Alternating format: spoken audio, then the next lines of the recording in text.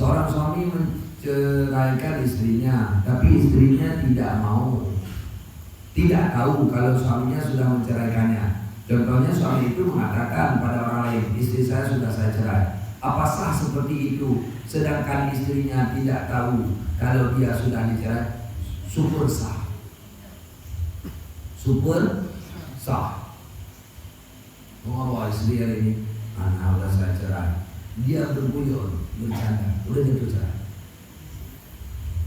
Jangankan pada orang lain, pada rumput kita ngomong juga ada cerai. Seperti contoh yang sering saya sampaikan, udah 1 jam dia nggak bawa air, kita lagi di sawah kehausan. Ina bulu, kamu cedi, udah jatuh. Cok, nggak ada cok. Nyawa udah hilang 1, ya. 3 nyawa lu, 2. Kalau supaya kamu tadi habis,